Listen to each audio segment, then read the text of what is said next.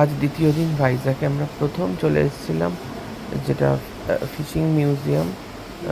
ওখানে এখানে প্রচুর মাছ রয়েছে, বিভিন্ন রকমের মাছ আছে এখানে। আর নতুন করে মাছের নাম বলা অন্তত আমার দ্বারা সম্ভব নয়, মনেও নেই এখন। আর অনেক ভ্যারাইটি মাছ আছে, মাছগুলোকে পরপর দেখে নিই।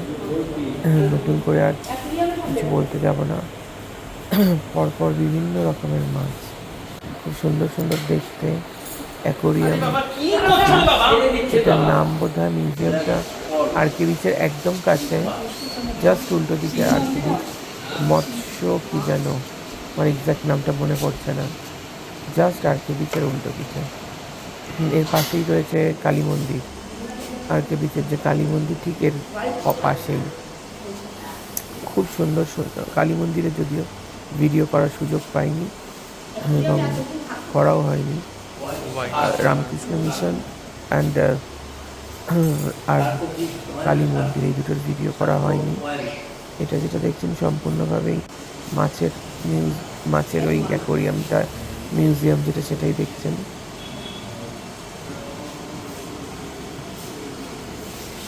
এই মাছটা বেশ ক্যামেরা ফ্রেন্ডলি, ক্যামেরা যত কাছে নিচ্ছে তত কাছেই আসছে।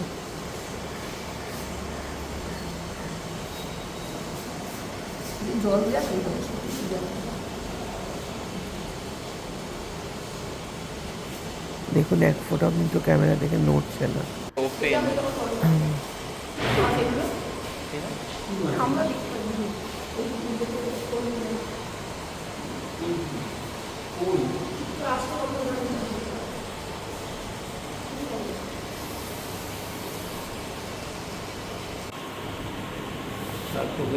ভ্যারাইটিস রকমের মাছ, এখানে যে কত রকমের মাছ আছে বলে শেষ করা যাবে না।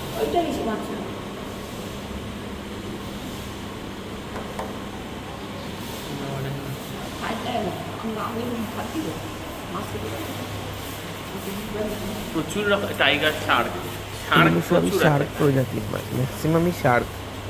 বিভিন্ন রকমের শার্ক আছে এখানে, টাইগার শার্ক, হোয়াইট শার্ক, এসব শার্কই মাছ বেশি। এই মাছটা আমাদের বাড়িতেও ছিল, এগুলো আমাদের ছিল। কমলা কমলা গায়ে কালো ছোপ ছোপ আমাদেরও ছিল। এটা যেমন আমার নাম মনে আছে, হোয়াইট শার্ক। এখানে পাওয়া যায়, এখানকার সমুদ্রে।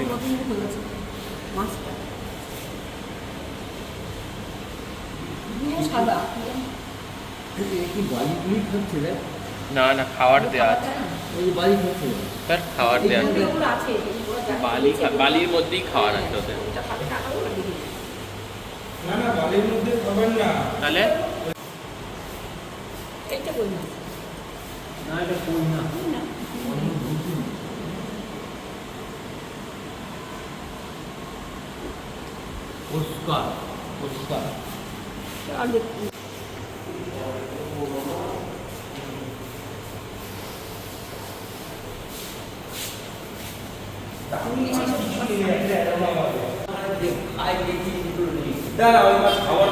খাওয়ার মাছ রাখবে, সব বিভিন্ন অ্যাকোরিয়ামের মাছ। মাছের ভিডিওটা হয়তো একটু বড় হয়ে যাচ্ছে, মাছগুলো এত সুন্দর যেগুলো কোনোটাকে আমি বাদ দিতেও পারিনি।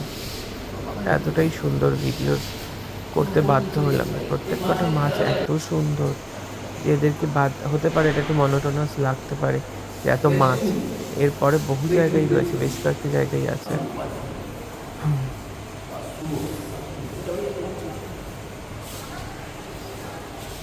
এইবার আসছে কচ্ছপ, দেখুন কত রকমের কচ্ছপ, সুন্দর সুন্দর সব কচ্ছপ, ছোট ছোট কচ্ছপ ঘুরে বেড়াচ্ছে।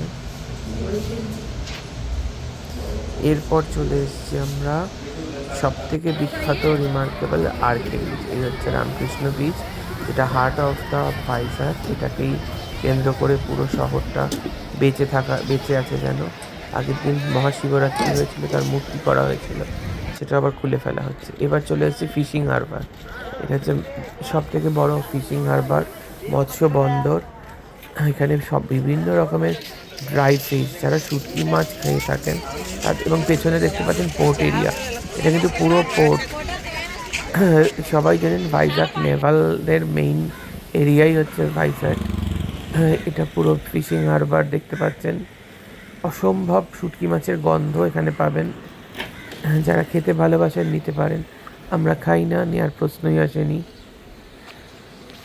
দেখুন, এই দেখুন, বলতে বলতেই দেখতে পাচ্ছেন শয়ে শয়ে শুধু শুটকি মাছ। তার মানে কত যে শুটকি মাছ, কিলোমিটারের পর কিলোমিটার শুধু শুটকি মাছ রয়েছে। অসাধারণ অসাধারণ। এটাও কিন্তু অসাধারণ সুন্দরই বলবো, দেখার মতন।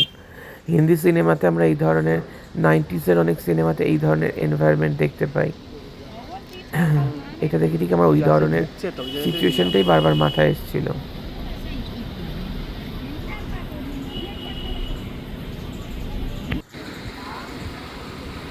পুরো সম্পূর্ণটা এই মাছের সব ট্রলার, বড় বড় ট্রলার, এরা সব মাছ ধরতে যাবে। ওদিকে ভাইজ্যাক শহরটা দেখতে পাচ্ছেন।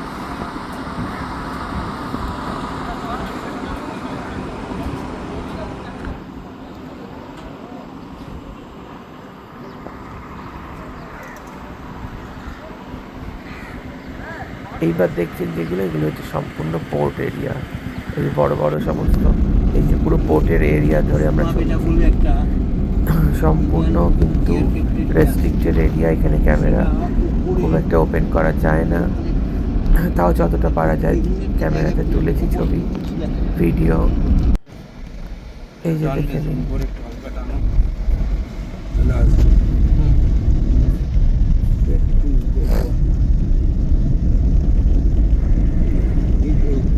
ভাইজ্যাক কিন্তু ছবির মতন শহর, এটা সত্যি কথা। মানে একটা পাতা পর্যন্ত রাস্তায় পড়ে থাকে না, এত সুন্দর।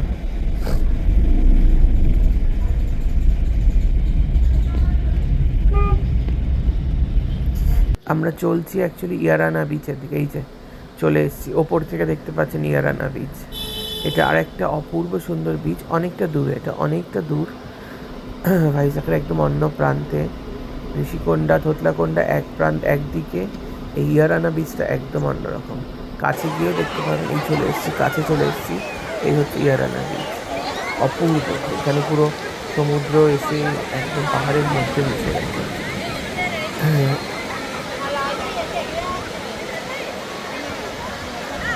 ভীষণ সুন্দর, ভীষণ সুন্দর।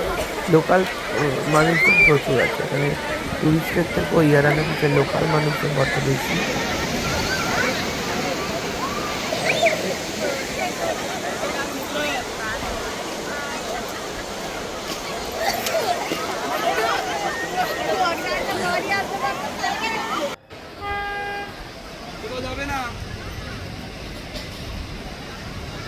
দেখতে পাচ্ছেন পুরো বিচটাকে সম্পূর্ণ দূর থেকে, কিছুটা দূর থেকে আমি বিচটা নিয়েছি, সেটা বুঝতে পারেন হোয়াইট ভিউতে।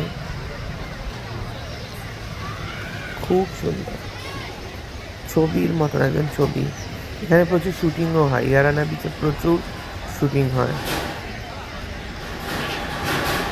মানে এগুলো তামিল তেলেগু সিনেমার নাকি মানে হটকেক জায়গা হচ্ছে ইয়ারানা বিচ শুটিংয়ের। এবার চলে এসেছি ডলফিন হাউস, যেটা লাইট হাউসের ওপরে চলে এসেছি। আমার বাবা মা বসে আছে, বাবা মা ওপরে উঠতে পারেনি, আমি যদিও উঠেছিলাম ওপরে। ওপরে ওঠাটা একটু মুশকিলই। ভেতরের সিঁড়িগুলো খুব ভালো, কিন্তু একদম ওপরের সিঁড়িটা, এই যায় একদম ওপর থেকে দেখতে পাচ্ছেন একদম শহরের মানে একটা সি ভিউ যতটুকু পারা যায় আমি চেষ্টা করেছি, কভার করার চেষ্টা করেছি তোলার। খুব মেঘলা ছিল, খুব বোঝা সম্ভব হয়নি।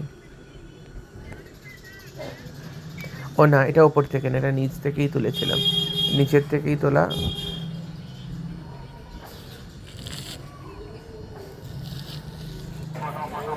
এবার চলে এসেছি আমরা সীমাচলম মন্দিরে। সীমাচলম নৃসিংহ দেবতার মন্দির। ভেতরে তো ক্যামেরা অ্যালাউ করবে না, বাইরে থেকেই দেখিয়ে দিচ্ছি আপনাদের। দেখুন সীমাচলম, এই দিনের শেষ ডেস্টিনেশন সীমাচলমই ছিল। সীমাচলম মন্দিরেও কিন্তু বয়স্ক মানুষদের জন্য কোনো অসুবিধা হয় না, কারণ এটা অনেকেই জানেন কি জানেন না জানি না, এখানে কিন্তু লিফট ফ্যাসিলিটি আছে, আপনারা ইজিলি লিফটে ওপরে উঠে যেতে পারবেন। আমার বাবা মা উঠে গেছিলো, 300 টাকার ভিআইপি টিকিট করলে তো মুহূর্তে দর্শন হয়ে যায়, খুব ভালো দর্শনও হয়েছিল।